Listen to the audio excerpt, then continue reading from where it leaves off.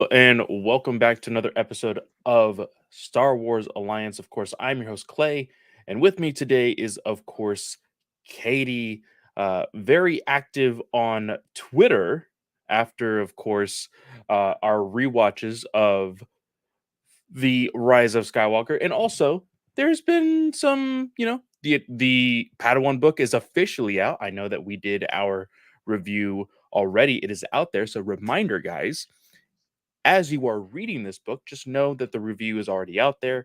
Please go back into the feeds, whether it be GUA or Star Wars Alliance, and go check out that review. We had a good time discussing uh, everything that entails in that book, but we did already put out our non-spoilers out on Twitter. So if you would like to listen to those, you can already go ahead and do that as well. Yes. And y'all, there is a snippet in the book where Obi-Wan kind of questions his sexuality, which is the hot topic on Twitter and all of the YouTubers things. Y'all, it's maybe 6 sentences, if that.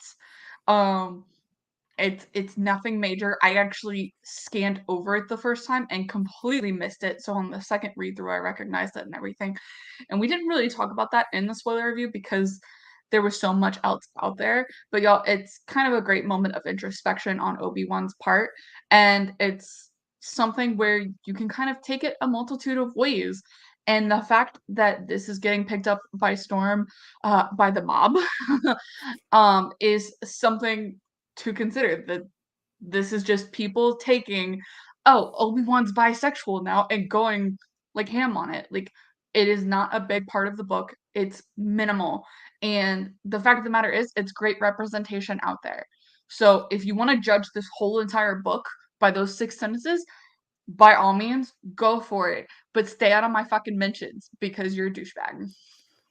Oh snap! No, and one thing that I mentioned to Katie today, because I'll be completely honest with you, with reading two books in 2 weeks and then consuming everything else I do for every other podcast, I do miss some things. This very much slipped my read. I am not on my second reread yet. I am still listening to Shadow of the Sith. I'm almost done with that. But I will be going back to Padawan here soon, which, by the way, I got my Padawan book. If you take off that sleeve I on did the too. hardcover, it is such a beautiful blue book. So, guys, I know like we love sleeves, This we is so love the art, pretty. but the blue is so beautiful. I love it. Um, but one thing that I mentioned to Katie when she told me how much this is a topic of conversation today, um, I said that for anything Star Wars related, this is a giant galaxy far, far away with a multitude of species that we have seen.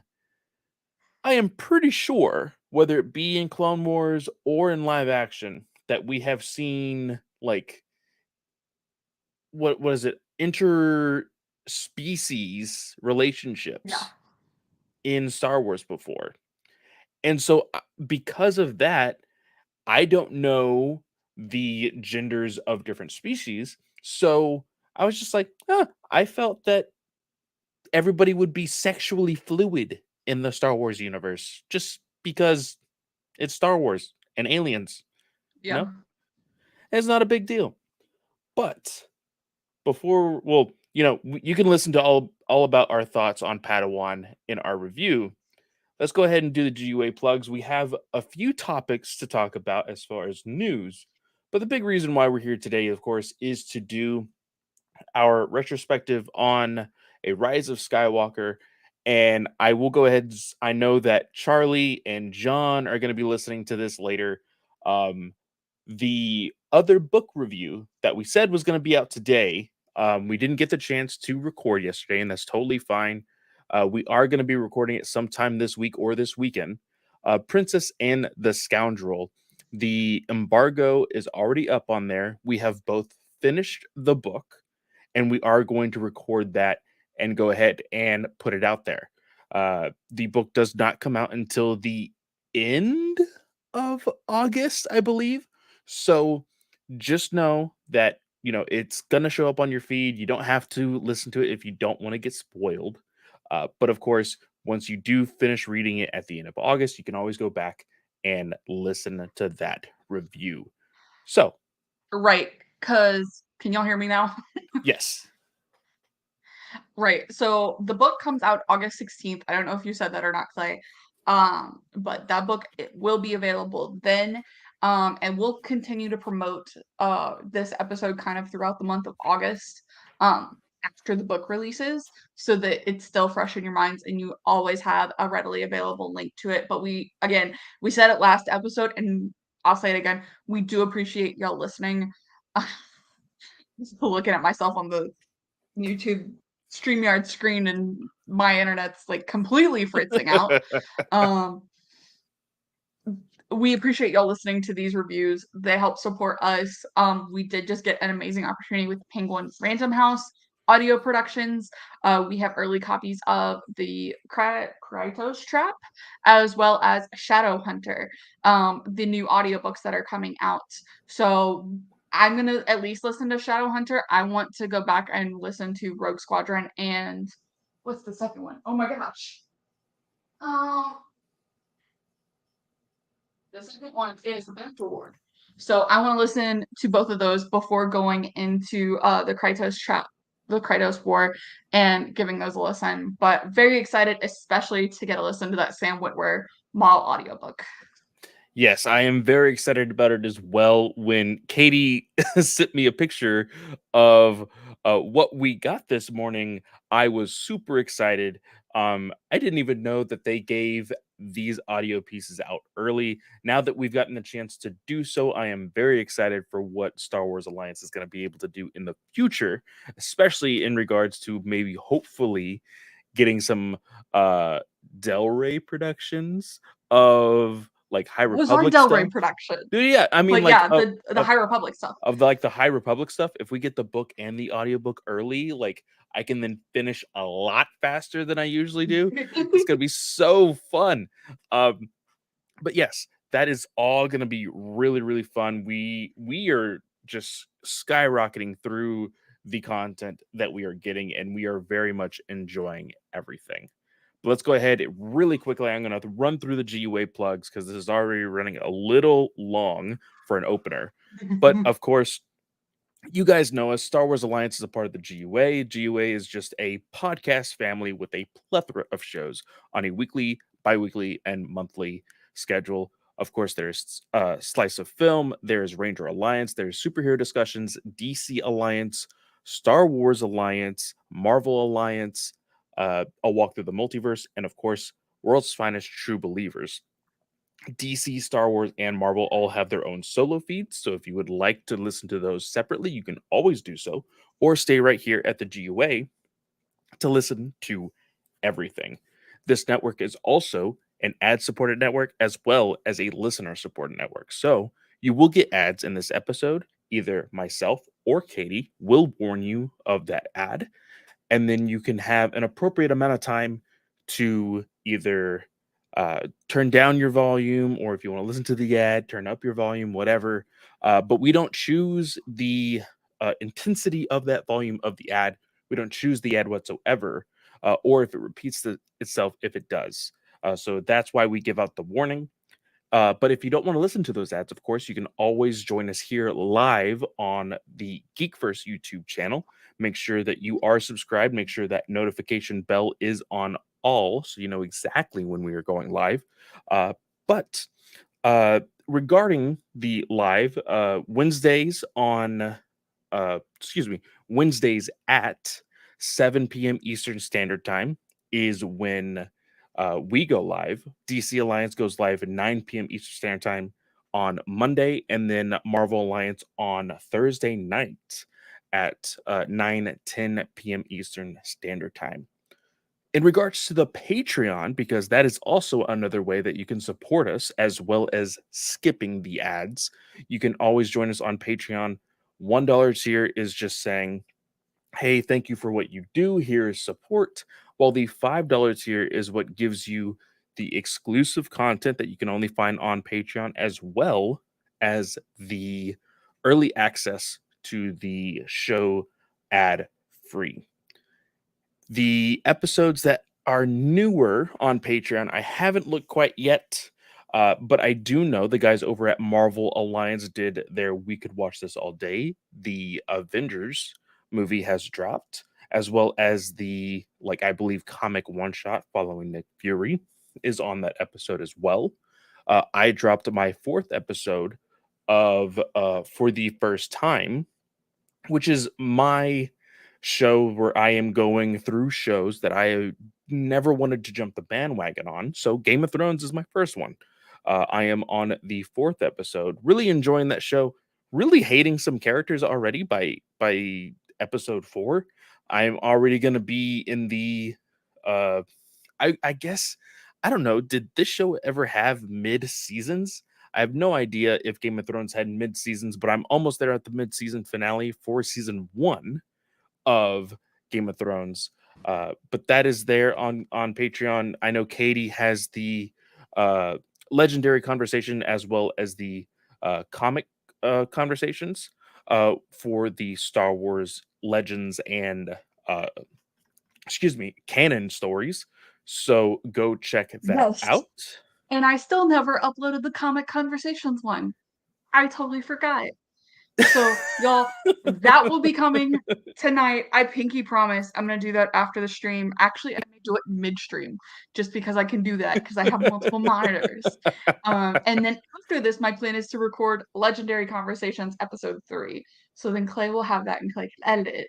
And Yay! so those are coming, I promise. And Matt is going to read. He said he's going to read while I'm gone this weekend.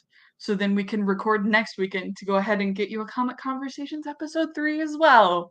So yay! And then, of course, Travis has his uh, top fives. Joe has his multiverse minutes. So go check all of that stuff out on Patreon. Now, with that, I believe that is everything with the plugs. Katie, let's go ahead and move on to our first news subject. Except I had to completely restart my entire PC because my laptop liked to act like it was on a rocket ship taking off. So I'm having to bring everything back up. So first things first, I guess. Lucasfilm, and this has been reported today, has trademarked, get over here to my other screen, has trademarked the Great Circle, the Galactic Circle, and Circle of Resistance. And now, obviously, these are Lucasfilm, not necessarily Lucasfilm Star Wars. So they could potentially be trademarking for Indiana Jones or even potentially Willow. However, the Galactic Circle and the Circle of Resistance make it seem like those are Star Wars related terms. I've never seen Willow, so I don't know about that one. But I know there's no galaxy in Indiana Jones. So it shouldn't be for Indiana Jones that any of these are for. But it could be very interesting to see because all of these tie into circles. So what could be for those, I guess. So, my first thought, though, and I guess this is just the way that Star Wars has been lately, which is not necessarily an entirely bad thing, although the GA and some of Star Wars fandom has kind of criticized this. But my first thought kind of goes to their theme parks. Like, could this be something that they trademark specifically for that stuff?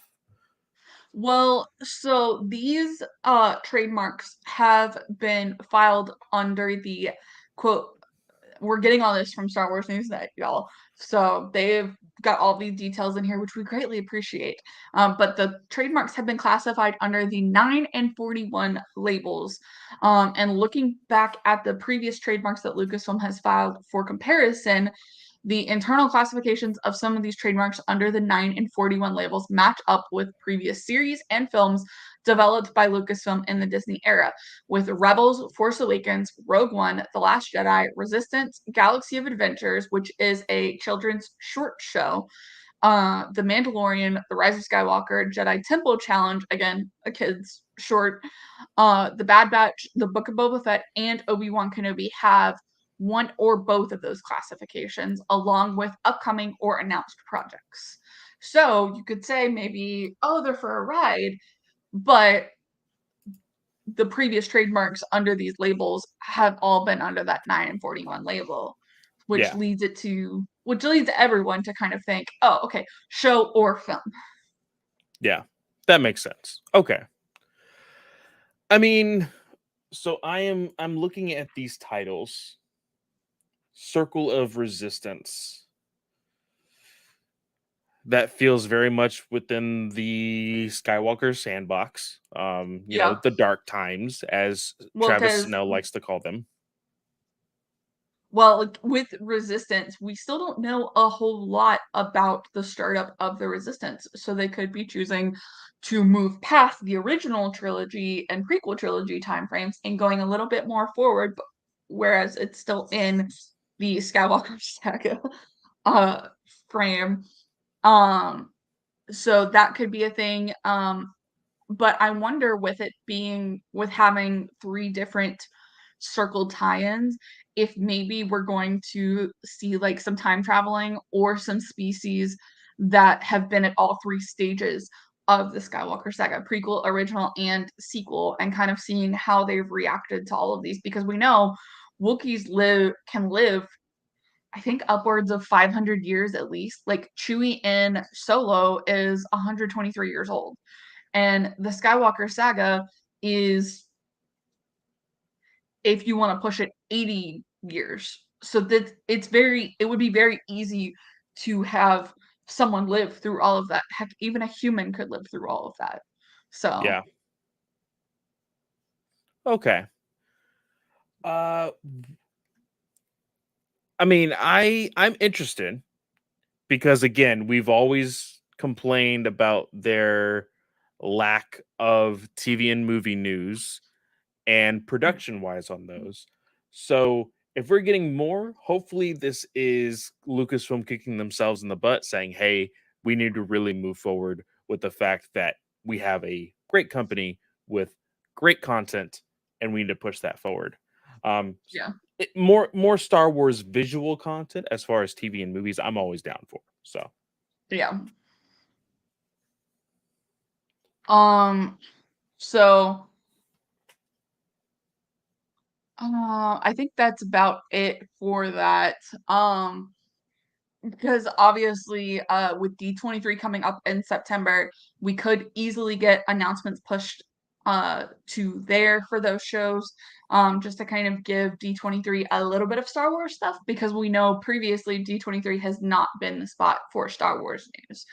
Um, but you've also got things that have been trademarked already, like Skywalker Academy, or like Children of Blood and Bone, which is a non-Lucasfilm IP that is now being produced at Paramount that were originally filed by Lucasfilm and haven't had anything done with those yet. So again, it's kind of it's like Star Wars visually right now. Wait and see what happens. So true. um next up on the news spectrum, we actually got news of this yesterday. It went wild on Twitter. Star Wars Knights of the Old Republic remake has been delayed indefinitely after the studio has had a major shakeup, with two directors on the title, art director Jason Miner and design director Brad Prince being fired earlier this month. And apparently, two studio heads at Asper have told employees that are currently working on the development of the title that development is actually being postponed as the company looks to sign new contracts and development opportunities. So the plan was to originally release the game apparently as early as the end of 2022, but it is now expected that realistically we're looking more like 2025 right now. So I know this one didn't mean much to me, but you, Snell, Well, here's the reason why it could possibly be something that you want to worry about because over at the Geekverse Discord. So go check that out. I believe the link is attached to any and all of the Geekverse YouTube uh, info down below. So go check those out. I believe it is also up on the Geekverse Twitter account. Uh, we had a discussion about this. This game was the announcement was huge last September. It's something that we all were really excited about, Yeah. and the number one question was, is it canon? Is it canon? Is it really going to be canon? Are we sure this could possibly be canon? And I believe it was Taylor that brought this up. So in where was it? It was uh oh shoot. In the weeks that came out like after the announcement, uh when we were discussing whether it'd be canon or not, it was also discussed that this game would not only just be a remastered version of the game, it would be an entirely new game constructed from the ground up, Yeah. especially with new gen consoles coming out like the PS5 and the Xbox Series S or X, I believe. Uh, S and X. S is the digital and X is the yes, physical. that is right. I have the S, I have the digital one. So we discussed this yesterday, and Taylor brought up a very convincing argument as of why this may have been canceled. He says, uh, Canceled. well, delayed. It says because it. I say canceled because the really scary thing about the announcement was the fact that it was marked indefinitely delayed. It Which, as we wasn't all just know and delayed. love from Lucasfilm, is oh, that means canceled, and they just don't want to tell you it's canceled. Yeah.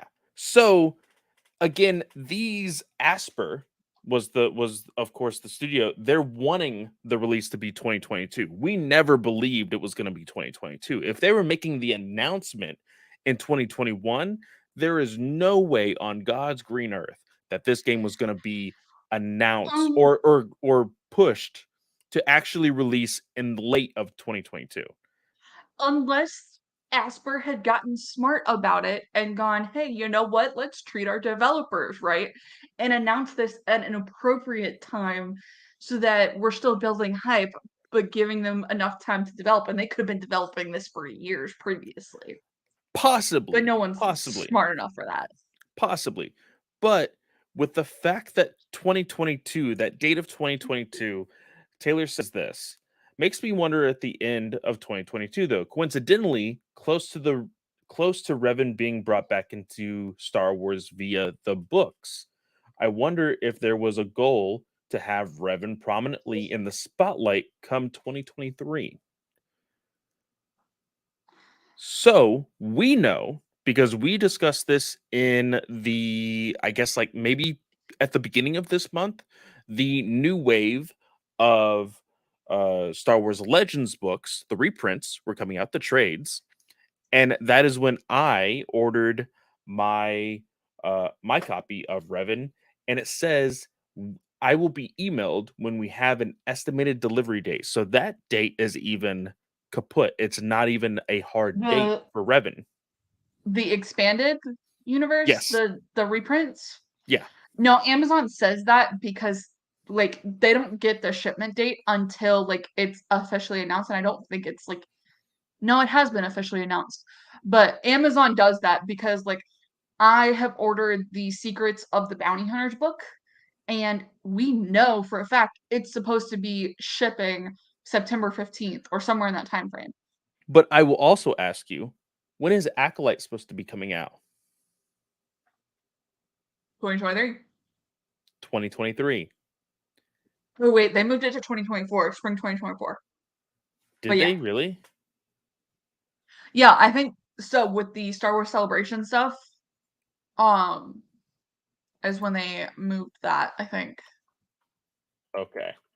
Because I mean, we're all putting on our tinfoil hats at this point, but I could see Lucasfilm wanting to have an entire like quarter to be like heavy Revan stuff. to get people hyped up about the inclusion of Revan in Star Wars canon. IMDb IMDb actually has Acolyte is coming out August 11th, 2023, which I doubt, because the 11th is also a Friday, and it's not a Wednesday. Now, granted, obviously that's a year away, but Acolyte hasn't even started filming yet. So we know, based on previous Disney Plus live action shows, they need a year plus to do filming, as well as pre and post production, and it's not even gone into pre production. So I doubt we're gonna get it 2023, but I can see what you're saying. Um, but yeah, the Revan book is supposed to be coming out in November, with the reprinted cover. Because I think even Drew Karpshin, who wrote the book, he wrote the book, right? Um, yes, he wrote the book. Uh, Drew Karpshin has like a Kickstarter going on right now for one of his new books that he's releasing, and one of the packages is a Star Wars um package on Yeah. Kickstarter that will have like his Deceived, his Bane trilogy, and the Revan stuff. And he said this will ship in November when the cover releases. So Oh, okay. I, Amazon does that a lot with like some pre-ordered stuff, because like the Secrets of the Bounty Hunters book, we know that's coming out in September. Um, and Amazon says, we have no idea when the shipment date on this is. We'll let you know. I know it's going to ship relatively in September. So, Yeah.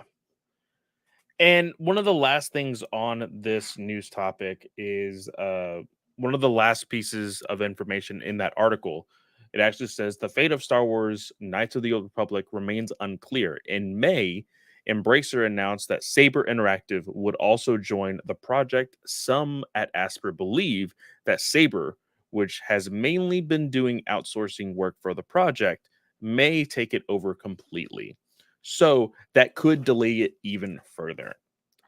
right, because the remake is supposed to be Asper Media's first major original project, Hmm. because it's known for porting existing titles over from past console generations onto the newer ones. So it was a pretty big deal for Asper to get this.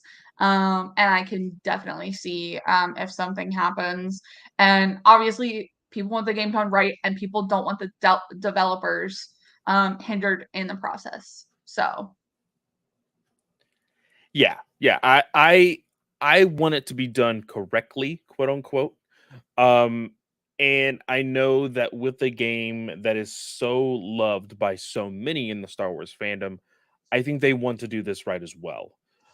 So waiting until 2025 though really hurts, because that's 3 years away. Who knows what development could happen in that? But I'm really yeah. hoping that whatever is going on, uh, that they are able to get these, whether it be the actual old team back or new directors on as quickly as possible. Nathan, I have a standing desk. So I am standing right now. And I am enjoying standing because I need to work more on my posture. So, um, we talked a little bit about Acolyte right there with the Revan information. However, I do have an argument for you on why Acolyte would be irrelevant to the Knights of the Old Republic, is because Acolyte, we know, is supposed to take place 100 years before the Phantom Menace. Uh-huh. And in Shadow of the Sith, when they're quoting the Sith Lords that have come before, kind of on Exegol, and they quote all of them, they're quoting based on Legends timeline, obviously, because we don't really know what's happening a whole lot previously, but they're quoting everybody who's 1,000 years plus behind the Phantom Menace. Uh-huh. Oh, I So see that's what my you're argument. saying. Yeah, I see what you're saying now. So Okay. Acolyte And, like, you could, like, maybe pull in, like, a holocron from Revan because there were holocrons, in the, Legends stuff that people worked on. Notably, I think Bane uses one in particular.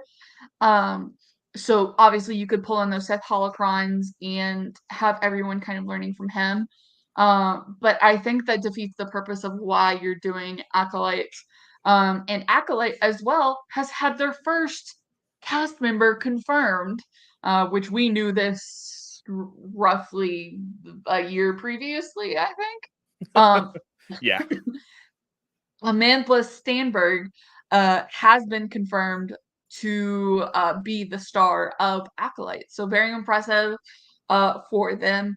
Uh, Super excited to see what will happen. But they found out that they were at San Diego Comic Con and were like, yeah, you should do this.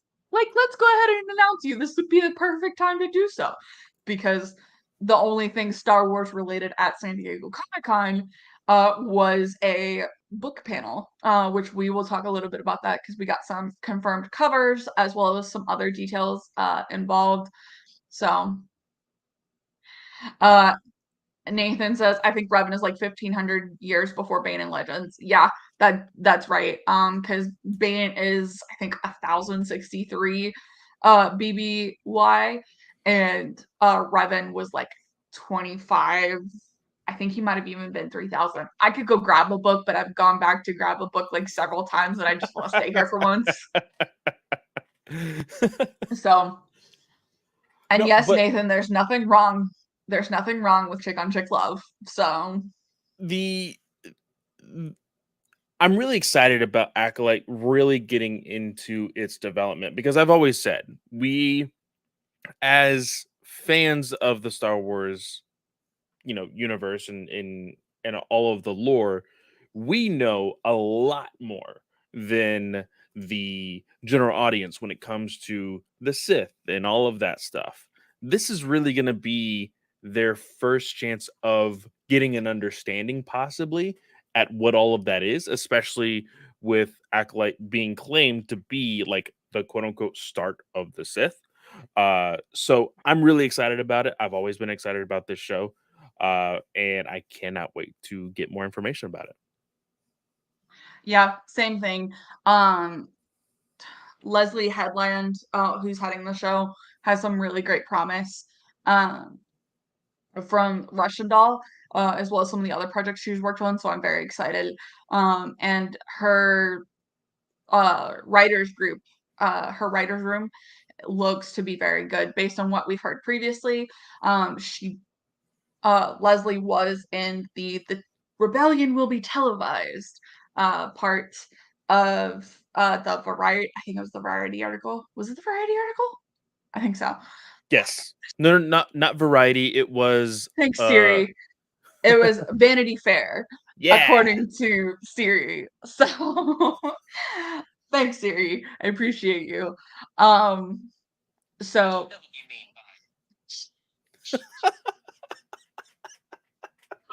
okay, bye, Siri. Um, so that's really been the last thing that we heard previously. And so I'm very excited, like you said, to see how that will go with in production. And Nathan says that's so dumb if they say the Sith only started 100 years before episode 1. That's not going to be the case because they've mentioned the Sith War previously, and they've talked about the Sith Wars, and there's been nothing to back that up. And we know in the prequel trilogy, they talk about how the Sith haven't been seen in generations. So I don't think you're going to say the Sith started here. I think you're going to see something very similar um, to maybe the Bane novels,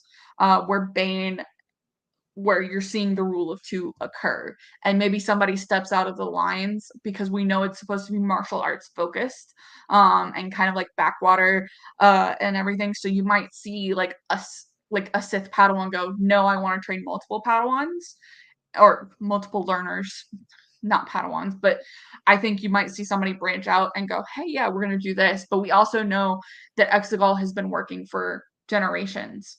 So you could easily see maybe this is an acolyte of Exegol come in, Yeah. and something spin off from there. So I think it's a very good possibility. I don't think they're going to limit the Sith to 100 years before Episode One, based on everything currently happening, um, and what's happened previously for Star Wars. Very true. Very, very true. And when I made the comment of like start of the Sith, that's what it's been pitched as. And like you said, there could be Sith around because we even know that Sith is an actual race of alien, and Yeah, then it is mangled into a term of what these people using the dark side of the force are, you know. So I yeah. think that we will get all of that kind of, hopefully not too convoluted, but explained in the Acolyte, and I'm really excited for it. I would imagine, because Disney Publishing and Random House Worlds, because that's the new title for Del Rey, we have to remember that. Yes. Random House Worlds, they've been relatively quiet on the front of what's coming next for things outside of the High Republic. So I imagine we're going to be getting something very similar, um, to what we got for Force Awakens, Last Jedi, and The Rise of Skywalker, where we're getting like a journey to the Acolyte. Maybe that's what would be happening, I think, because um the last Random House Worlds novel that got announced that wasn't High Republic based was The Princess and the Scoundrel, which was an which that was announced on Valentine's Day of Mhm. 2022 for those listening to this in the future. And so that was 6 months on the time frame. And so we know, okay, hey, what's coming next? We know that there's Appleseed, which is supposed to be publishing in March. Mhm. Um, so what? So we're about coming to that time frame because Shadow of the Sith was 8 months. Yeah, 8 months. Um, before it announced. So the 8 to 6 months time frame is key for those announcements. So I wonder if we're getting a lot of quiet from them just to kind of make a move in that direction. I don't imagine we'll get something similar for like Ahsoka because we know so much about Ahsoka and her people, the cast on that show as it is, but we don't know anything about Acolyte other than High Republic and Amandla. That's it. So That's true. I I'm hoping we'll see something similar just to kind of give people a lot of background for what could occur. Very, very true. Um, Next on our list, you kind of mentioned it already, so we'll go ahead and jump there. The small bits and pieces of stuff that we got from San Diego Comic Con, which is the cover reveals of the uh, comics, as well as uh, one novel, which is the Battle of Jeddah, I believe, right? Uh, Yes, that is the audio drama. And boy, oh boy, am I excited. There is a nice looking man on the cover with like a nice little gray streak running through his hair. And then I don't know the race of this other person on the cover. Hey, let's share my screen. he looks like oh snap, space pirate. Uh, He's not Hondo. no, No, he's not Hondo. he looks similar to, like with Hondo's not the, green, yeah, and he's Hondo's got like the spiky, and he has a mohawk. So I'm curious. Um, but this is the cover for the Battle of Jeddah, which is written by George Mann, who's written several things for Star Wars previously, including some of the legends, like Dark Legends, and some of the others. Um, So Grant Griffin is the cover artist for that. We also got pictures of Star Wars: The High Republic, The Nameless Terror, which is a Dark Horse limited series comic, which is also written by Man. Man is the busybody, apparently, of Phase 2 for The High Republic because he's writing several things. So that is there. The High Republic Adventures, I'm which very was excited for this one. I know because Sav was obviously in. We talked about her a couple weeks ago for Edge of Balance Volume 2. She's also in Jose Older's High Republic Adventures, like starting it. I think we said it in the Edge of Balance review, but I think it's like issue 8 is when she appears. Yeah.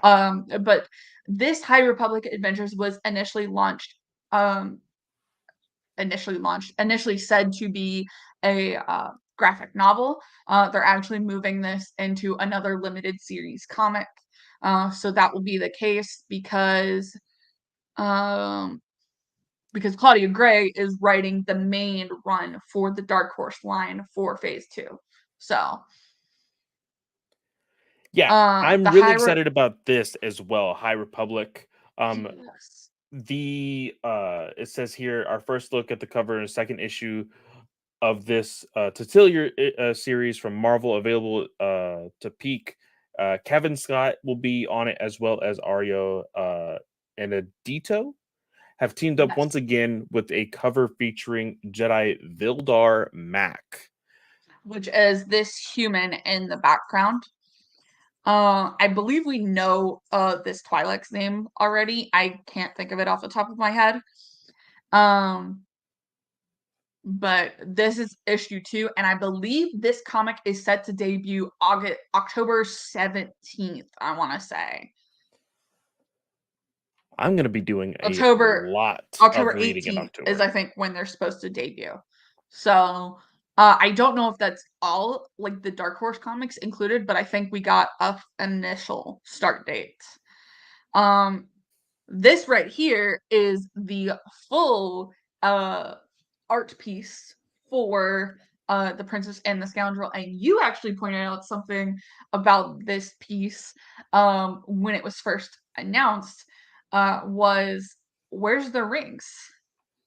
Yeah, I was So a little upset that we didn't get to see the rings because I'm not going to spoil it here, but there is a certain way Leia and Han receive their rings, and I thought it would be really cool to see these rings via this art piece, and it's not on either of now. The one hand that it would be on Leia is behind his head. that's what I was thinking. But I went back and looked at the chapter specifically, because I had to go back and like actually highlight what I wanted to talk about in those. Um, and the one that Han gets it on is on his left hand, but they never state what hand Leia gets hers on.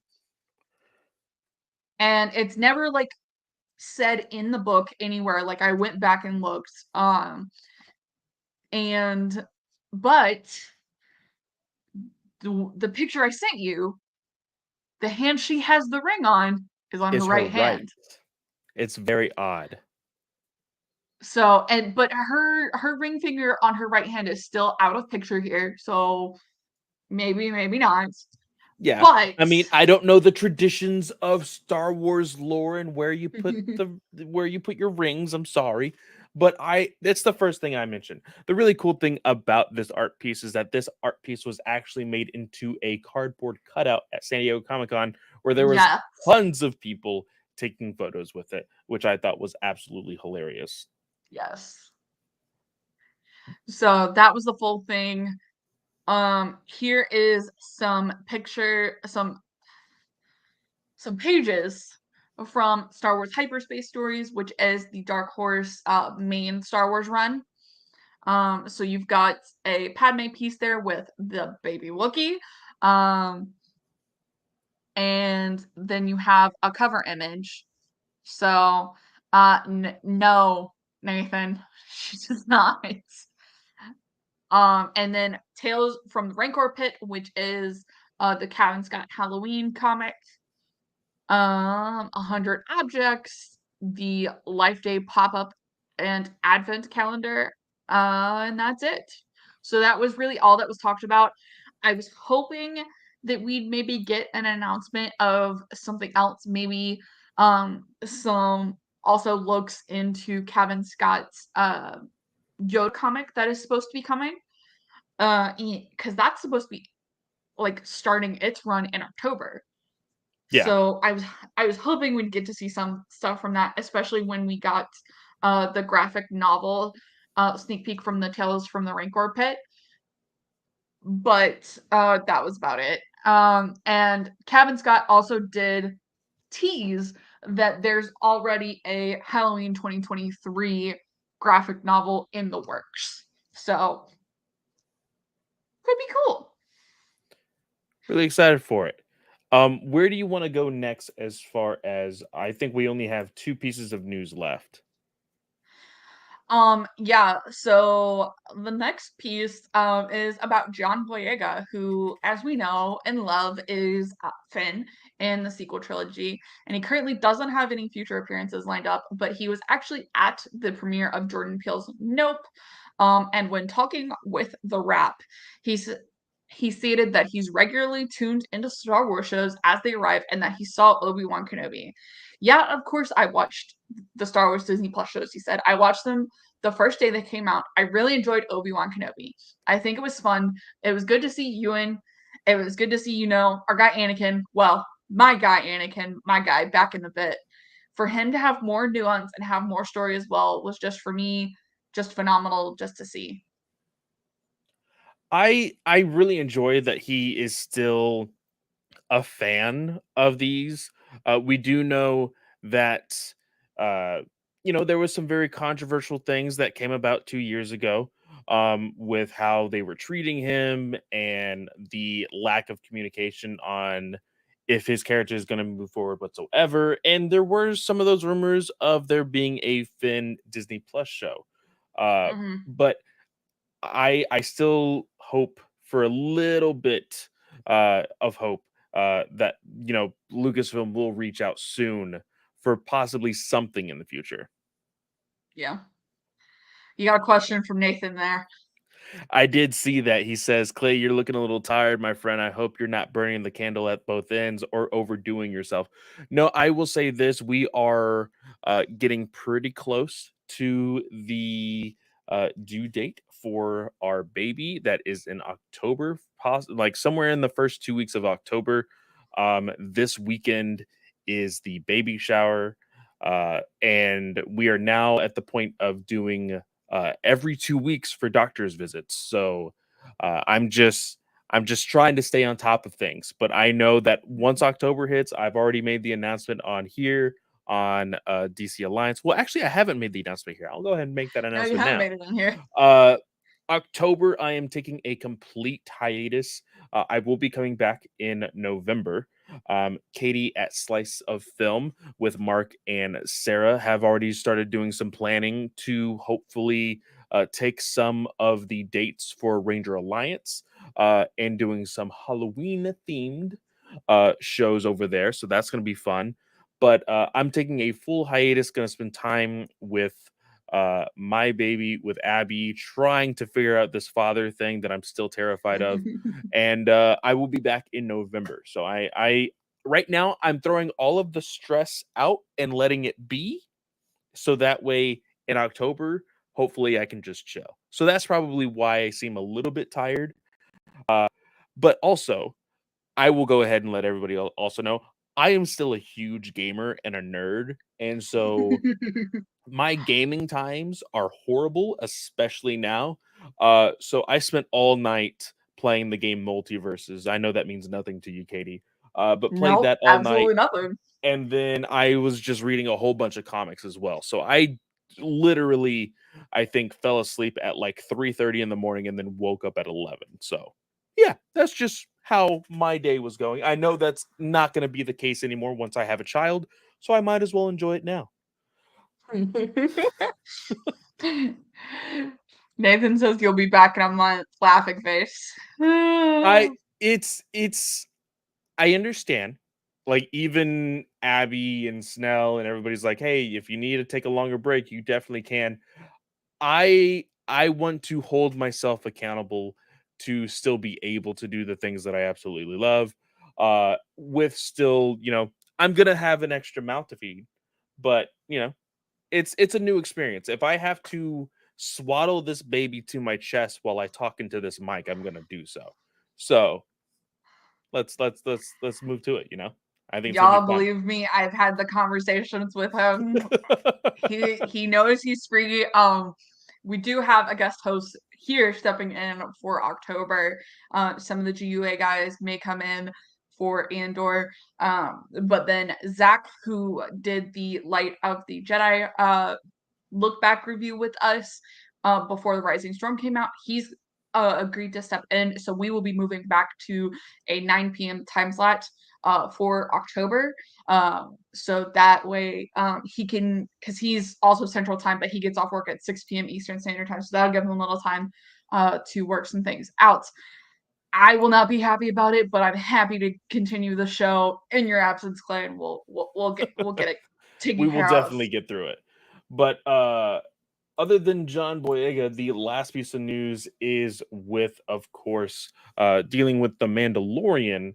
It says here Pedro Pascal and Katie Sackhoff describe the next steps in their character's journey for the Mandalorian of season 3. I had not had the chance to look at this. Katie, were you able to read this article at all? It's very minimal.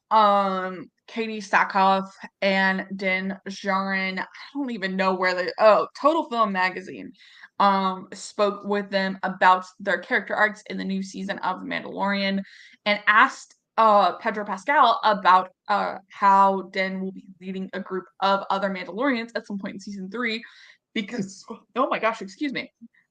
That's what the footage at Celebration teased. And Pedro said if he is stepping into a leadership position, he's reluctant to do so. I don't think that there's anything more interesting than a character being forced into discovering what they're capable of and who they are. That part has been really, really fun.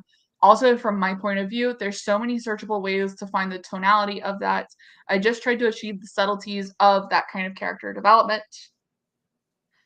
Sackhoff, when asked about where her character is at the beginning of the season, she said, anytime you have a goal and you don't succeed, I think you reevaluate.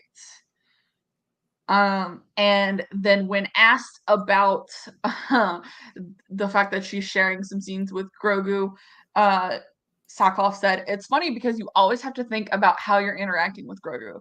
It's so specific, you have to make sure that you're not doing anything that says something different. Every single thing, every single interaction with Grogu is very, very thought out. So that's about it.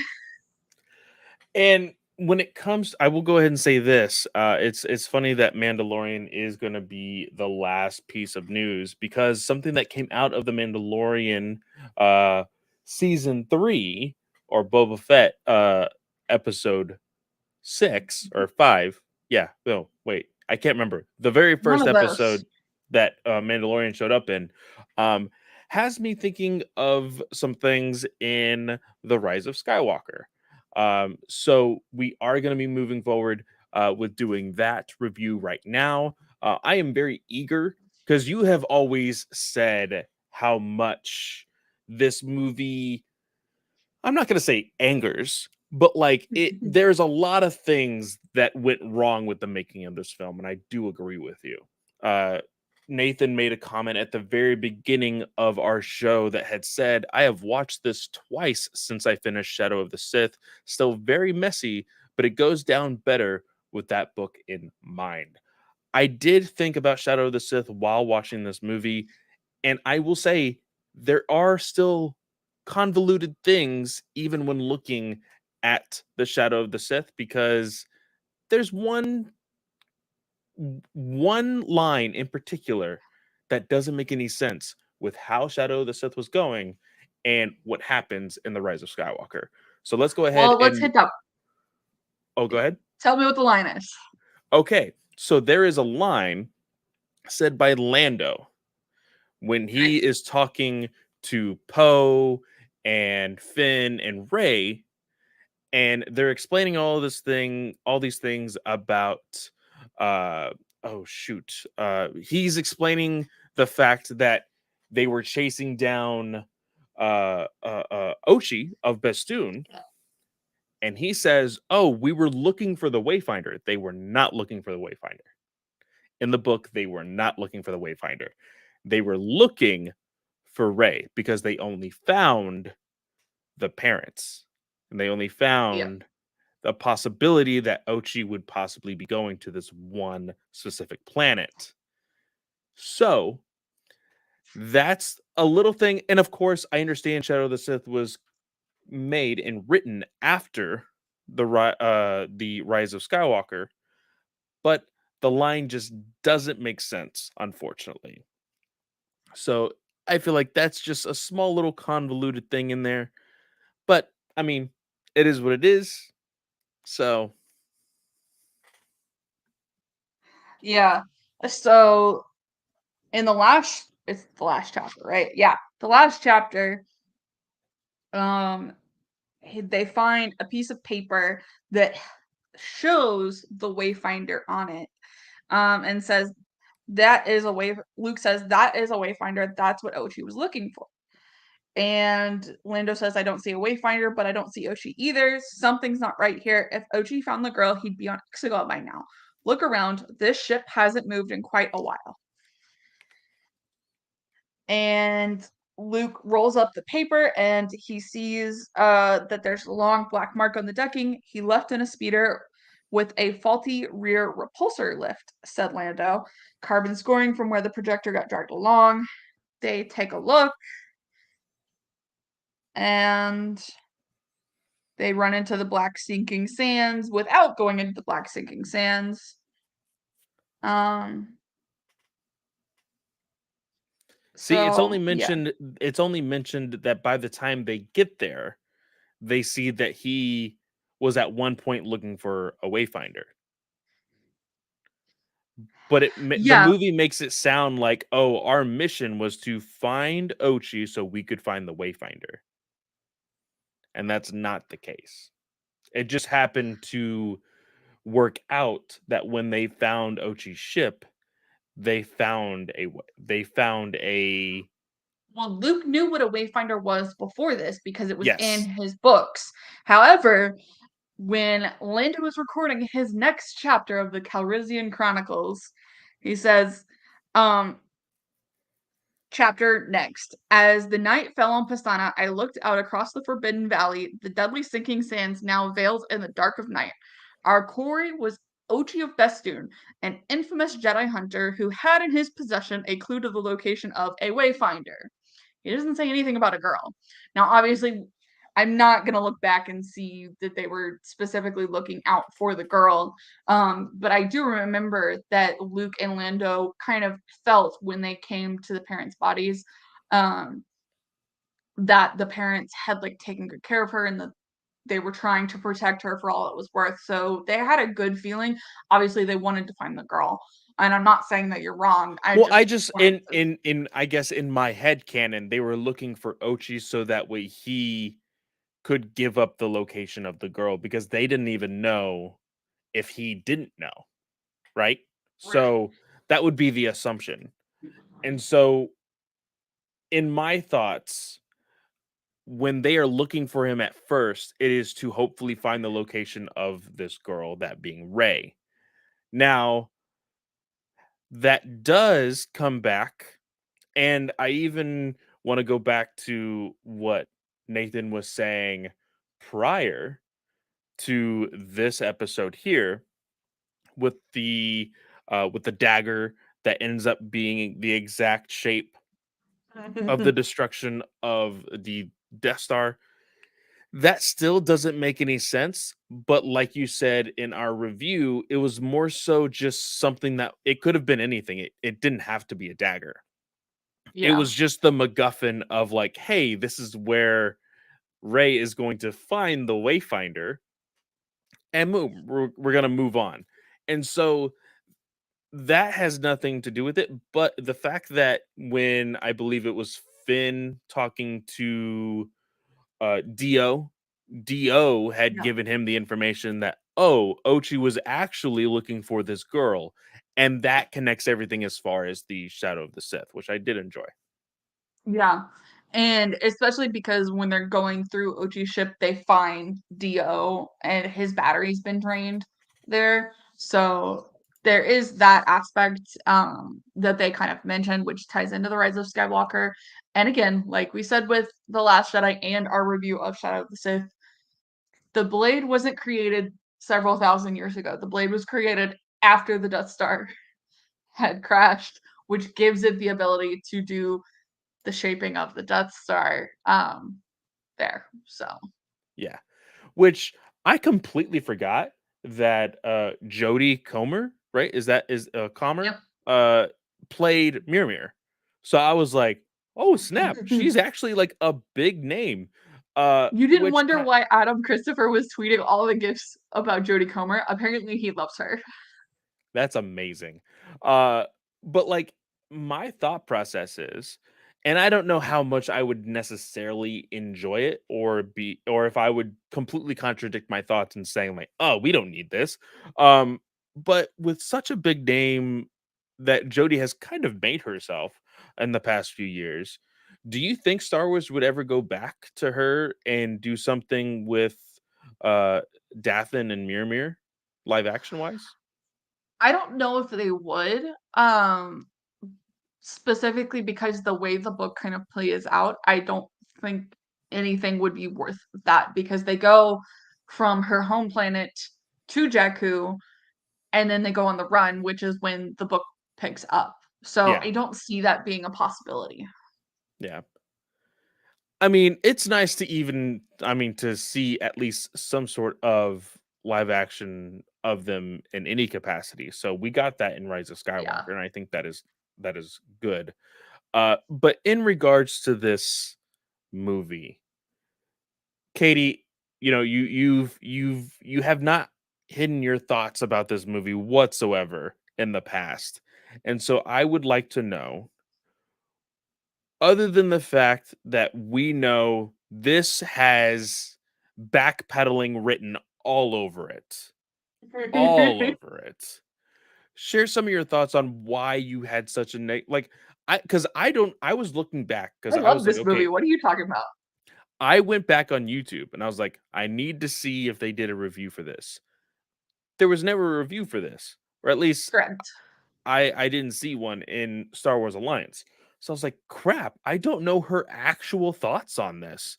So like give me what your thoughts were when this movie came out compared to now, getting some of the years to kind of think about it as well as the connection of Shadow of the Sith.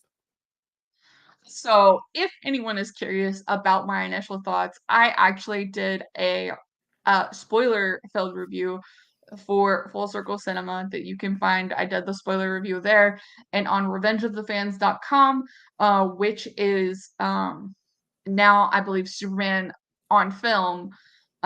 You can find my non-spoiler review of the film, and which both of those are linked on my personal website. It's sliceofkatie.com.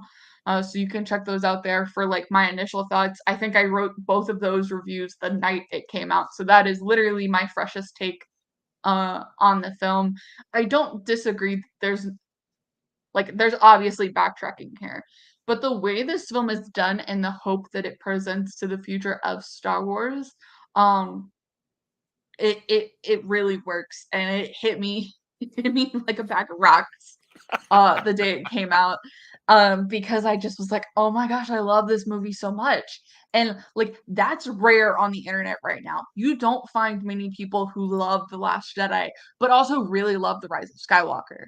Like it's one or it's the other or it's neither. It's never both. But I mean that from the bottom of my heart. I really do love both of these movies. There's both of them are like obviously there's not many films, but like they're top 5 for me for Star Wars. And like it rotates basically which one's my top. Is it Last Jedi or is it Rise of Skywalker? Like it just kind of depends on the mood I'm in. Um so I love this movie and I really love I really love that Ray picks Skywalker at the end. I love that she adopts that name. Um and obviously, like, you could have put Anakin and Ben Solo there approving her taking of the name. That that's nitpicky to me. Like, that's not a huge deal. Um, like, those are both of her masters. And at the end of the day, even if she only ever really fought with Luke, Luke teaches her the biggest lesson in this movie, which is sometimes you have to pick yourself up and realize you made a mistake and go back and fix it, which is what he does in this movie. He realizes, hey, I fucked up with Finn, and he did that. He fixed it in the last one, but now he has to fix the mistake he made with Rey when Rey comes back to Ahch-To. And it's full circle, man. I love it. I will say this. That moment that you just talked about, the Luke and Ray moment, I kind of get a little frustrated with this scene just because he helped her learn the lesson that he literally learned last movie. Um but at a much quicker scale. Like she's not going to wait 20 years, nearly 20 Right. years to, you know, to figure out this while Luke is there. I understand that. But like in my mind, immediately after watching this movie, it felt other than just very small moments that I'm like, I'm not going to flat out say, oh, Lucasfilm tried to completely destroy and erase the last Jedi. That's not what they did. But my feelings towards the last Jedi at the end of this film, it felt like you can't just treat that movie like it never happened, guys. Like, come on. Yeah. Like there was the large empty space of Rose in this movie.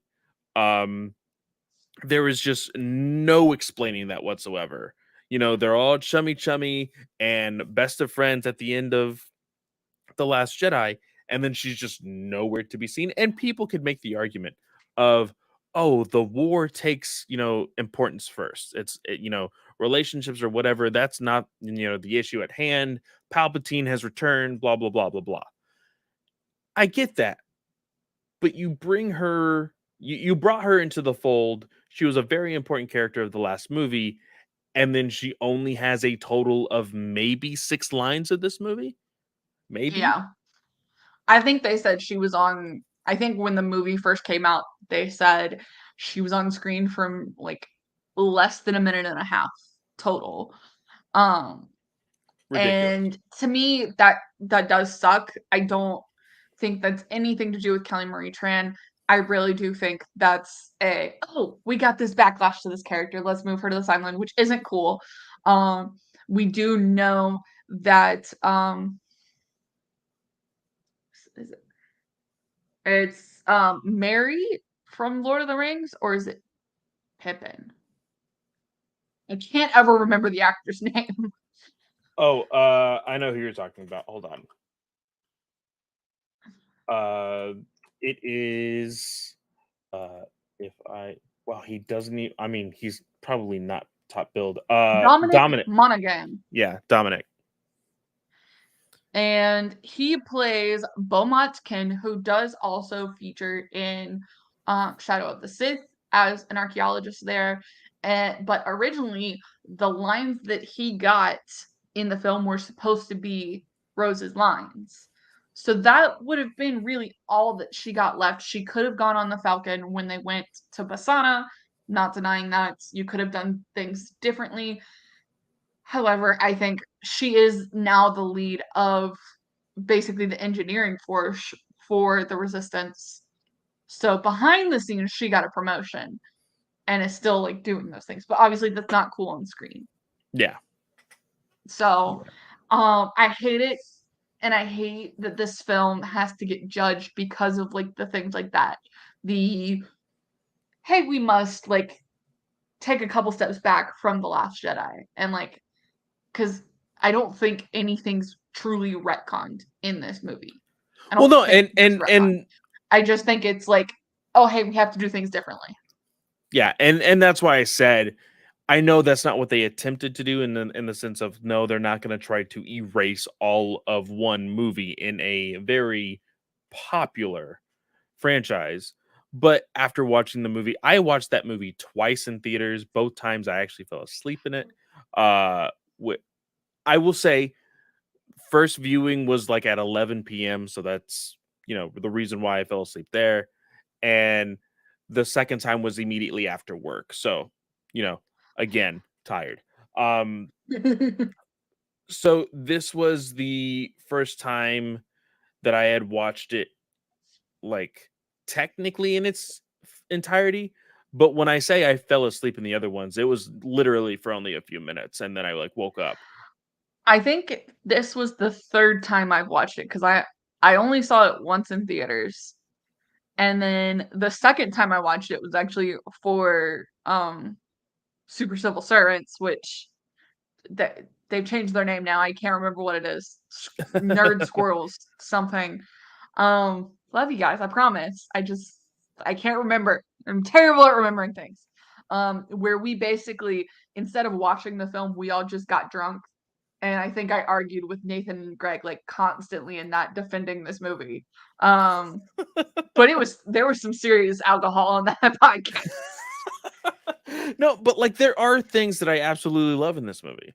There are things that I feel like still hold up, in the fact that, like, uh, almost everything with Ray's character, I do Mhm. enjoy those things. Although, like, there is this huge thing of, like, "Oh, you can't make her a nobody, so we have to make her, like, somebody of huge importance," and like, Okay, here's my argument to that. Here's my argument. You want to hear it? let's hear it. This was the Skywalker saga. Why would she be no one of importance if this is a Skywalker saga? If this was never about the Skywalker saga, I could completely agree with you. She can be a nobody all day long. But everything connects when you call it, hey, this all connects because it's the Skywalker saga. Well, here's my thing though. If she was a Wrenchler, Ray Wrenchler, and then she did the exact same thing through episodes 7, 8, and 9, and then still said at the very end, "I'm Ray Skywalker." She's still a Skywalker. Boom. Like, nothing changes. If and I'm not saying that you're a nobody, but I'm just saying a random name doesn't matter. Like, because of the character that she is in this movie and her connection to the Skywalkers, the story of adopting a name, I feel like although people will be like, "Oh, that's, she shouldn't be a Skywalker, blah, blah, blah." Fuck those guys. I don't care. But I think that even if she was a nobody, the end result of her becoming a Skywalker still makes sense. The fact that we found out that she was a Palpatine. They have made that work, and I appreciate that. I appreciate Adam Christopher for writing this book of Shadow of the Sith and learning about Dath Nathan Mirror. Dathan. Yeah, Dathan and Mirror. And that all makes sense. Like, it does make sense, and I'm totally fine with that. I just feel like we probably could have gone of course, we probably could have gone a completely different direction in the fact that if she was a nobody. But in my mind, I still think that it still would have ended the exact same way, and it wouldn't have hurt anything, is my thing.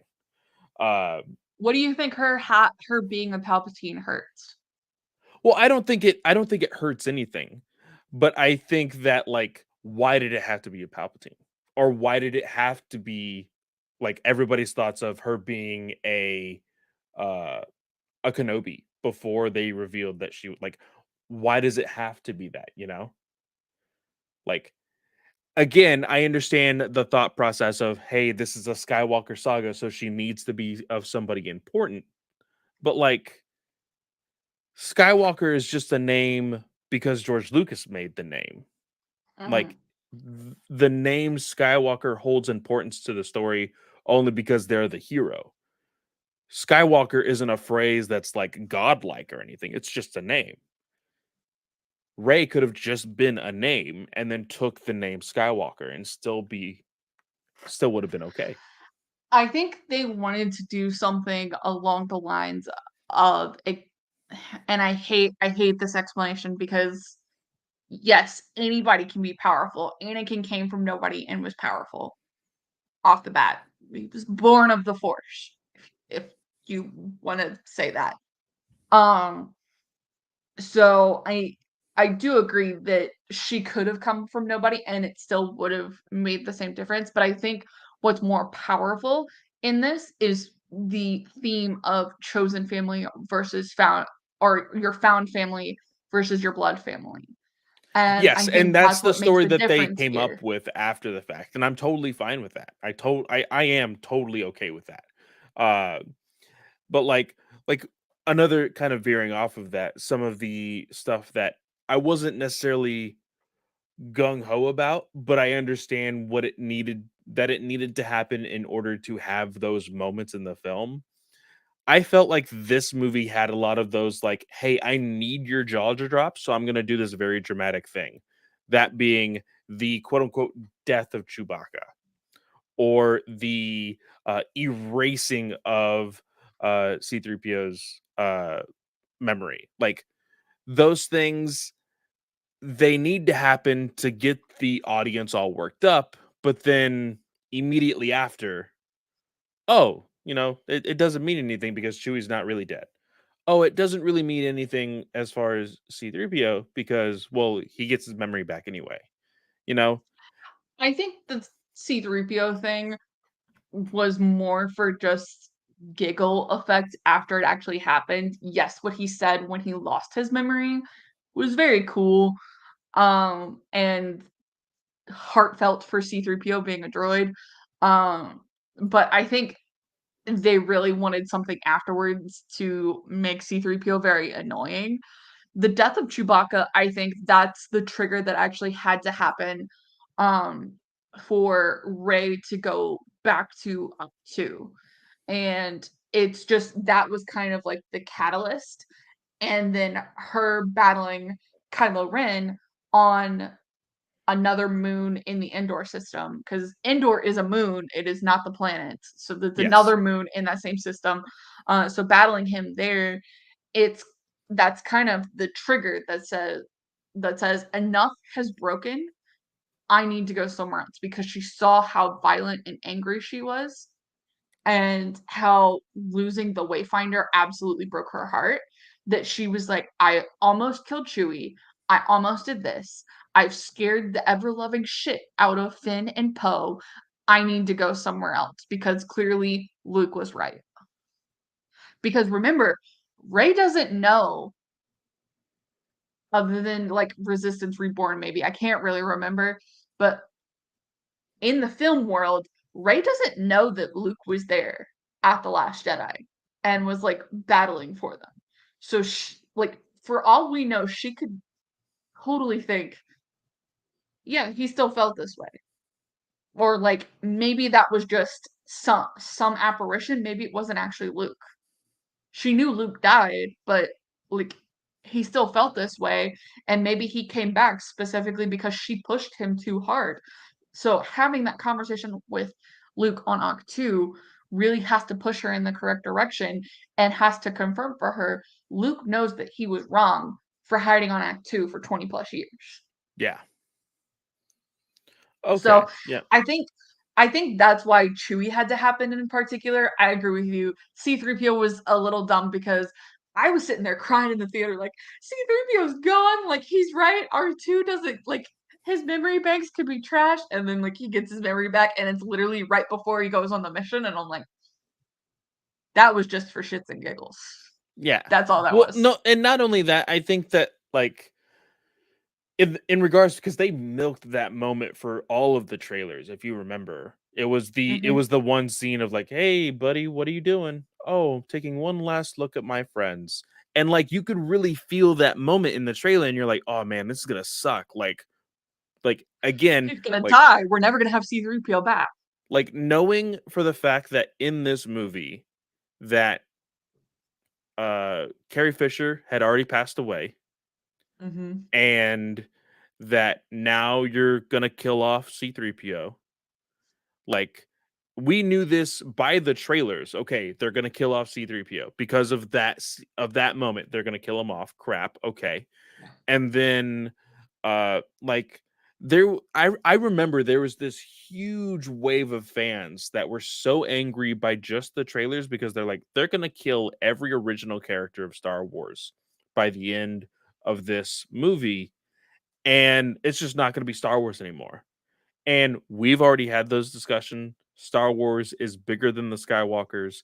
It's going to be here a lot longer than Mark Hamill and Harrison Ford and Whether George you like Lucas. it or not. Exactly. So that didn't like I was kind of feeling it like, oh, this could really be the death of all of the original characters, and we'll have to see what happens afterward. And I mean, to this day, we still don't know what happens afterward, other than that one small freaking comic that we read last week.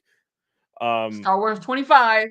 Yes, with the with the only story that has been post episode 9. But yeah, like I there's moments in here that I was not really fond of. And it's more so just because I was already getting that sour taste in my mouth of like, oh, they're trying to, you know, like I said before, backpedal from episode 8. Uh Again, we talked about this before. I asked you the question very specifically in The Last Jedi about the comedy of Star Wars. Some of the jokes hit, some of them didn't in in this movie. Um, there was just I wouldn't say inappropriate jokes, like inappropriate time jokes. It's just some of them just didn't hit for me.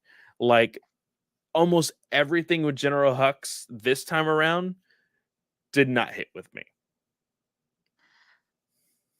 Yeah, and it makes me wonder how much would we have had to do to really get what would have changed if they'd stated an assassin has hit the resistance hard, General Leia Organa is dead, instead of Palpatine is returned. I really wonder about that sometimes because you had to write the story around the scenes that they had from The Force Awakens. Hmm. Because none of the scenes, I don't think, I think all of the scenes that they had of Leia were from The Force Awakens deleted scenes.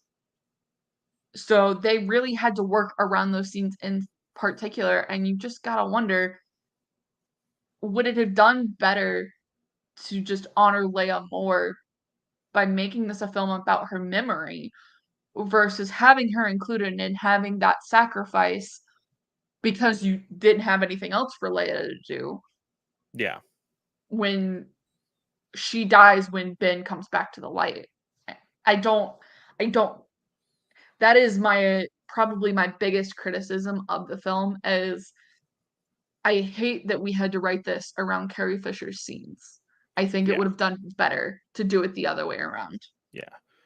But speaking of Carrie Fisher and her death, and ironically, she does die in this movie, um, saving Ben. To be completely honest, that gets me to the point that I wanted to make in regards of what we got in Mandalorian at the Book of Boba Fett. We saw them explain that Din Djarin was feeling the saber's weight and how it's very heavy and he can't really wield it all that like perfectly. That Mhm. comes from the explanation that if you go back to Rebels when Kanan was uh training oh shoot who had the dark saber. Small? No, uh Sabine, Yeah. uh and they're training and she felt the weight as well, and he said, oh well, you need to get familiar with it, you need to bond with it and everything else. And this goes back to a TikTok video that I saw where they were taking those moments in Star Wars lore and going back to something that had been made technically around the same time or after, which Mandalorian and this movie. There's a moment when Kylo Ren and Rey are fighting on the moon, uh, uh, next to Endor, Mhm. and I say we, but I see a lot of people still critiquing the way lightsabers are like fought in these times of like, okay, we have the best VFX that we have ever had in technology and best choreography. Like these should be some badass fights, like episodes 1, 2, and 3, right? Well, it's not necessarily the case because the art of the lightsaber fighting and dueling and everything else is long past, I believe. And so it is something that these people, these individuals are having to learn, which we have seen in Shadow of the Sith. Ben did learn a lot from Luke Skywalker. But in regards to Rey and Kylo Ren's fight, in regards to not being spiritually balanced with their lightsabers, with their kyber crystals in this fight, Rey is in like she is in a headspace where she is angry and she is not in control of her emotions. While Kylo, after hearing his mother, is not like he is also not necessarily, and we see how fragile, I guess is the word, or how crazy his kyber crystal even is on a regular basis. He is not Yeah. completely in tune with the force and his kyber crystal anyway. So like I that's why I also think Kylo's fighting is very sluggish. He has a lot of weight in his swings because he probably hasn't mastered that. And that's why his kyber crystal is very we see that the lightsaber is very right pulsating and stuff like that. So I Well, just saw this tick. because he doesn't bleed the crystal properly. He doesn't make the full conversion to committing to the dark side. That is also So correct. Yeah. he has to carry that weight that he's balancing both the light side and the dark side and leaning more towards the dark with every swing. I agree. He looks rusty. He looks sluggish. But I think that's like you said contributed to the weight of the saber wearing down on him because the crystal wasn't bled properly and he hasn't fully committed to the Yeah. dark side. Yeah. So I just thought, like, looking back at that TikTok and then watching the scene, I'm like, oh, that totally makes sense for both of these characters.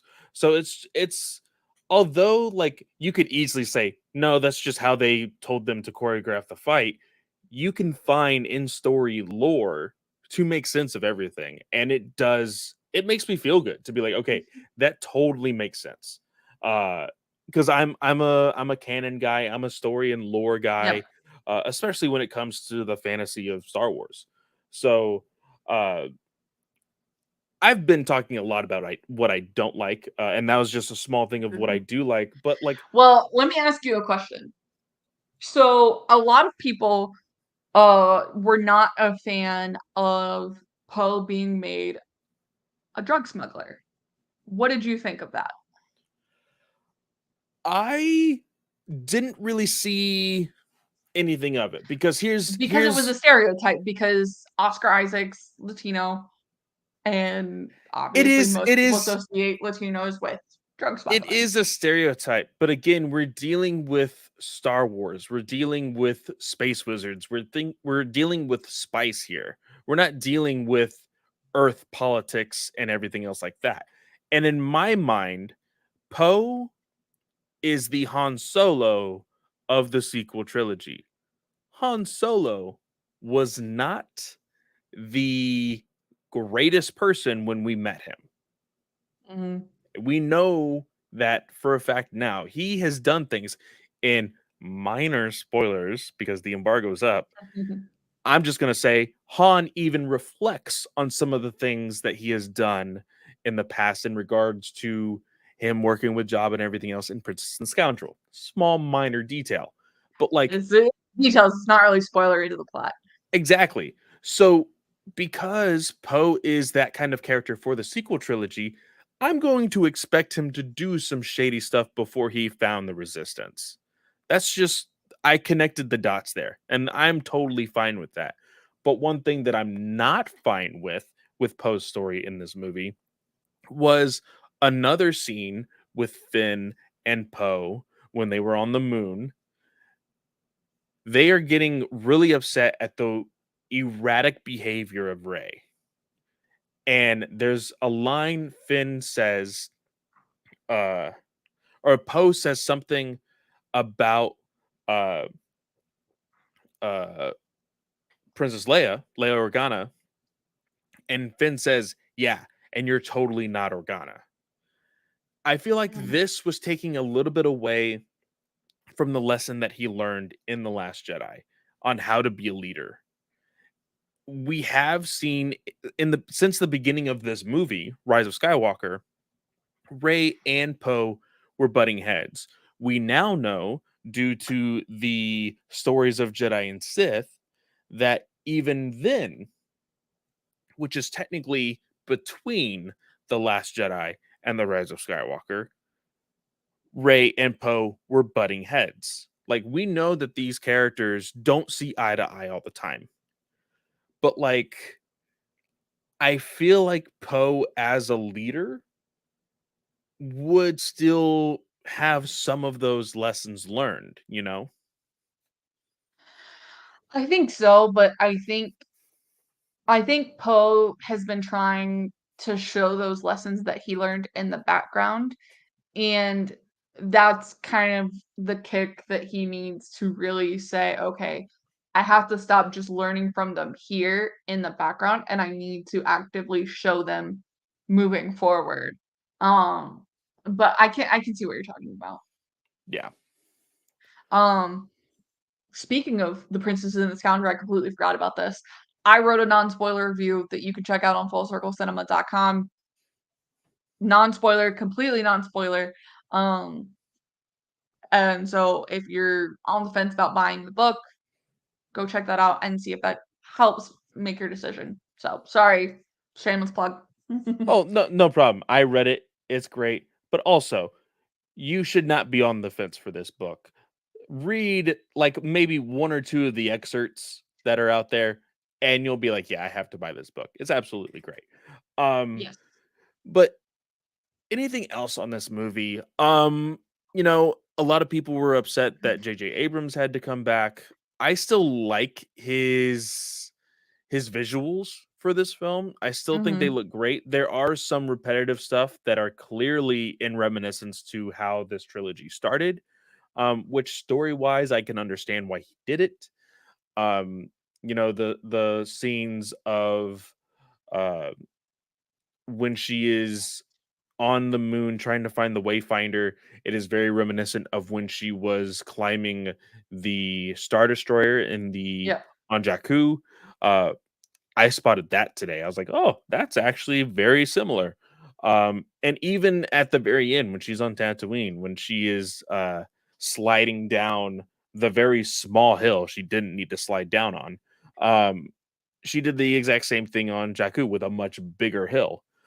Just small little moments like that, I feel like were appropriate to be like, "Hey, look how far this character has gone from where you saw her on Jakku to where she is now." Yeah, I think so as well. I guess really the only other part to talk about because I Daisy really just carries this role. Like I wasn't sure on her at the start, but getting her in this film, it shows the full emotional turmoil that she's going for. But the last part really about this, what did you think of Ben Solo's redemption? I knew you were gonna bring it up. Okay, so and it's not bad, okay? His redemption, because I will say this, I don't necessarily think the Han Solo coming back, as even if it was a memory or whatever they called it, was completely necessary. Um, but I understand What? again, Oh, I don't know if that's in an excerpt yet. no, it's not. No. Okay. I know exactly the scene you're thinking of. Uh Oh.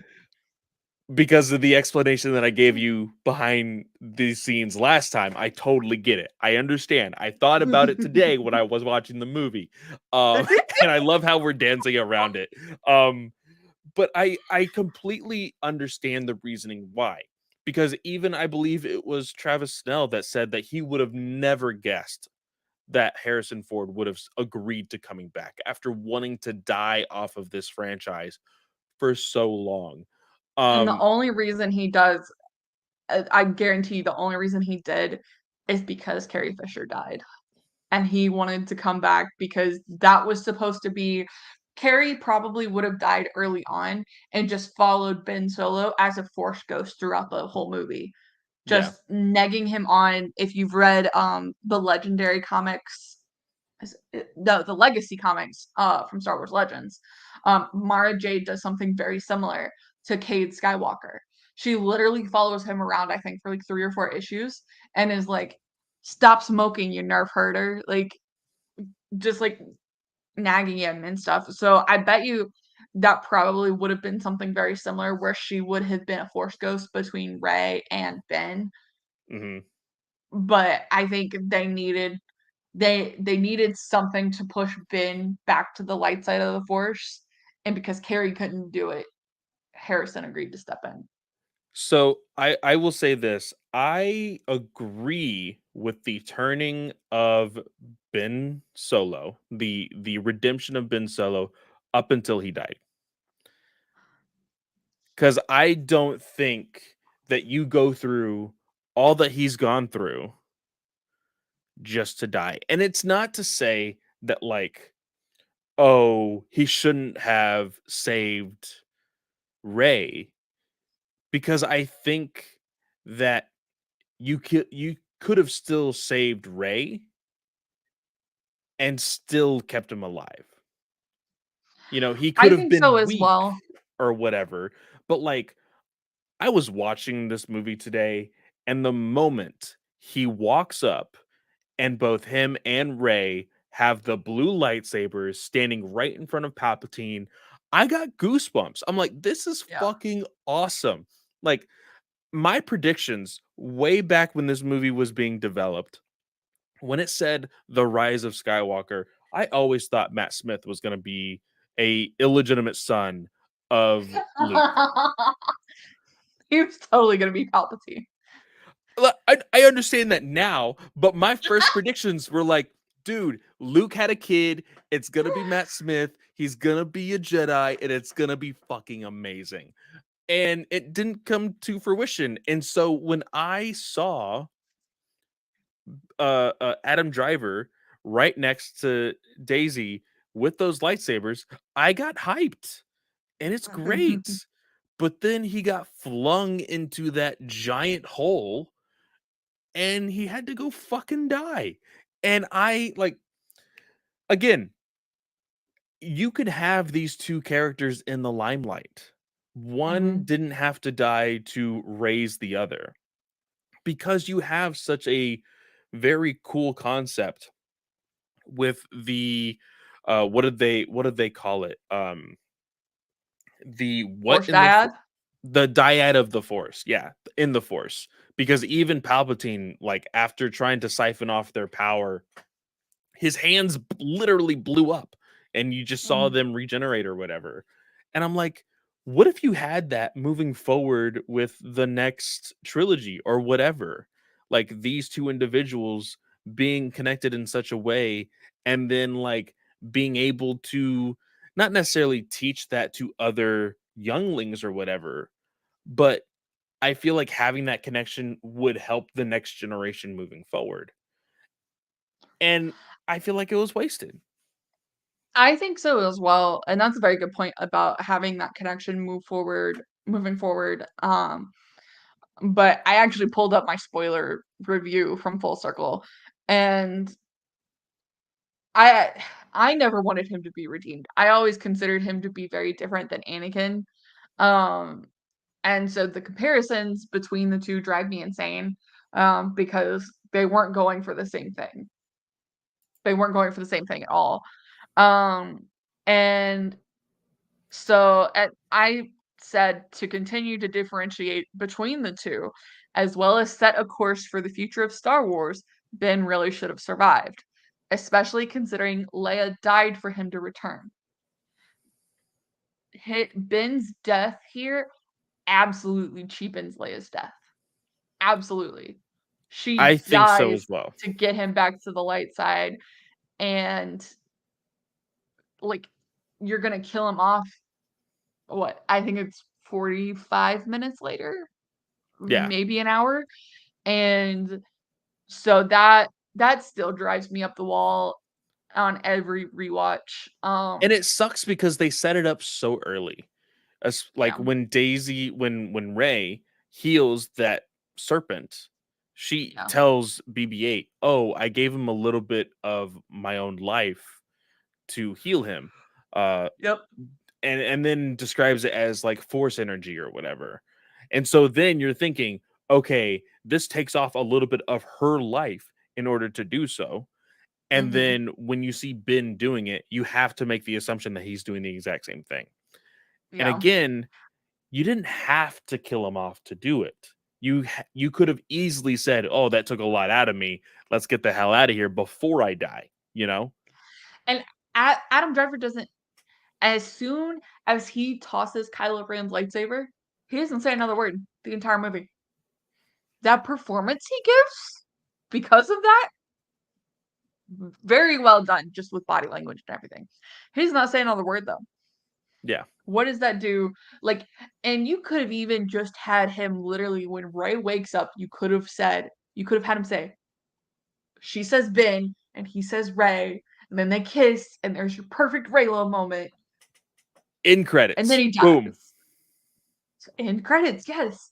I was just so I uh like it really invalidates all of the sacrifices I think the Skywalkers have made over the 70-year period of the Skywalker saga to really be a character at the forefront of this of Star Wars as it was created. I think it's just really invalidating.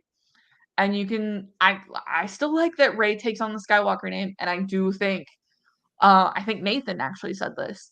Like, what if because Rey takes on the lightsaber on the yellow lightsaber is in Legends the color of the Jedi Sentinel, and that's it. Kind of predict it's a prediction there because Dark Rey has the Switchblade lightsaber, which previously before the High Republic was only ever the lightsaber of the Jedi Sentinels, the Jedi guards of the Jedi Temple, and the Sentinels. Let me read what I had pulled here for like, where is it? I had pulled like directly from. Anyways, I can't find it. That's gonna bug me. Oh, okay, here it is. Uh, the Jedi Sentinel represents the middle Jedi, one who was a formidable combatant, strong in the Force, but focused more on real world skills. Yeah. And I think that's a very good illustration for where Rey is going to take Force users within the galaxy. And her taking on the Skywalker name, I think that's like the new Jedi's Skywalker. And that's also kind of indicative in the Thrawn trilogy because the way the Chiss navigate through hyperspace, if it's an unknown route and they want to get there quicker, they use a Skywalker, which is a female child that has the ability to access the Force. Yeah. And Thrawn, when he met Anakin Skywalker, found it very interesting that his last name was Skywalker, and he had no clue that the Skywalkers of the Chiss were a thing. So, Yeah. And I always love the idea of giving Ray a yellow lightsaber. It's something that we have not seen in live action as of, the Rise of Skywalker coming out. So I thought that was really, really cool. Uh, even though Snell is getting all mad because you're seeing more and more yellow lightsabers now. He's like, "Oh, once Ray has a yellow lightsaber, everybody gets a yellow lightsaber." And people need to remember that it was Kenner Toys that accidentally, well, not even accidentally, that molded Luke Skywalker with a yellow lightsaber because they did not know the color of the sword saber before they made the toy. So and technically, oh, go ahead. and they went back and made it canon because now between Empire Strikes Back and Return of the Jedi, he has a yellow lightsaber that he found that's from the High Republic era. Yes, exactly. So Luke had it first, but I really enjoyed that we got to see a yellow lightsaber in live action. But Katie, I want you, because of how ridiculous this hot take is, I want you to share your hot take with the ending of this movie because I It's not definitely disagree with you. ridiculous. It's It's not ridiculous. ridiculous. It's 20 years after The Mandalorian. Pelimoto could easily still be alive and gone, oh yeah, there's been no one for so long. Like, that would totally be something she would say. The person who asks Ray who at the end of the movie is totally Pelimoto. It is A. It is my headcanon now. You cannot change my mind. Lucasfilm, make it so. Make it so, damn it. And easily, what you could easily do is just write a like 4-page comic of that moment. That's all you got to do. Like, Because honestly. it, because the Rise of Skywalker Marvel adaptation was canceled. And I think the IDW one was canceled too. But like they were just so ready to be done with this trilogy that they were like, "Oh, yep, cancel, cancel." They would have canceled the adult adaptation if Ray Carson wasn't already done with it. Yeah. Absolutely ridiculous. But overall, I will say this. My thoughts on this movie still, I'm not going to go back and say that everything that I just said on this hour and 45-minute podcast is untrue. I still have my qualms about this movie. Looking at it at the bigger story, I still like this trilogy. I love Ray as a character. I wish there was some things done to these characters to, prevent, like I said, Ben Solo's death and other things like that. But it still is a good movie. I still enjoy it. And there is nothing wrong with people enjoying this film whatsoever. So I with this movie, I still would have to rank the three movies of the sequel trilogy being The Last Jedi, Force Awakens, and then The Rise of Skywalker. For me, Last Jedi right now, because I've seen both recently and I think I'm in a Last Jedi mood. Last Jedi, Rise of Skywalker, Force Awakens. Force Awakens is still number 9, I think, on my list. It's still my God least. damn. I just it it feels like it retreads too much of Star Wars. Like, and I think that was my main issue with Padawan. We've done this story already. Why are we doing it again? Understandable. Understandable. But with that, guys, I think that is it. I'm glad that we cut it before 2 hours so I can actually make one of those headliner videos tomorrow. It actually cuts off your ability to make the video if the podcast is longer than 2 hours. So, yeah, it really sucks. But of course, you can always find me at Fanboy Clay on Twitter. Go into the bio there. You can find the link tree to all the shows that I host, that including DC Alliance, oh my gosh, Batman News Weekly, Ranger Alliance, and of course, right here at Star Wars Alliance. Just a reminder, guys, our Padawan review is out there. I received my Padawan physical copy. I know Katie has hers. That means all of you Yep. guys should have it readily available to you anywhere you go, as far as bookstores and whatnot. I have my copy of the audiobook as well. So go listen to it and then go I listen forgot to to buy the audiobook. Don't worry, I actually got it like no, so wait, I got mine yesterday. When I got the book, I was like, "Oh, I might as well just grab the audiobook also." And so as soon as it was delivered, like I could have bought the audiobook like first thing in the morning like I usually do, but like I didn't remember until I actually had the book in my hand. I was like, "Oh yeah, maybe I should do that." So, Yep. go listen to it and then go listen, or go read it and then go listen to our review. We really appreciate it, guys. Y'all can find me on Twitter and Instagram. It's at Slice of Katie. This show you can find on Twitter and Instagram. It's at Star Wars Lines without the A and the Wars. Very important. Don't forget it. Next week will be our High Republic Phase 1 in review. And then we will be talking about the courtship of Princess Leia and Rogue One because we're taking the week of the 10th off. The week of the 10th is off for those. And reminder, we will remind you about all of the reviews that we have currently available and give you just a week off from the live show. But from there, we're talking about Courtship of Princess Leia. Rogue One, and then it's Andor. And then that's all we're going to talk about really until Bad Batch drops and then High Republic Phase 2 drops. So Yeah. that's it, y'all. Um, and maybe there's a D23 episode in there somewhere. I don't know. Whatever comes out will come out. Um, my other show on the Geek Ultimate Alliance Podcast Network, y'all, is at Place of Film 1 on Twitter. What's up next for that one? Mark and I talked about The Gray Man, as well as did a mini review of Everything Everywhere All at Once. So that is dropping on Monday, so y'all can check that out then. And then I don't know what's coming next for that either, but we are having Halloween Spectacular. We're going to be talking about all the Halloween Town episodes, as well as Hocus Pocus. We're going to do Hocus Pocus and Hocus Pocus 2. So that is our October month. I do know that. With that, y'all, I want to wish everyone a great day or night, whatever time of day you are listening. And we will see y'all next time. May the force be with you. See ya.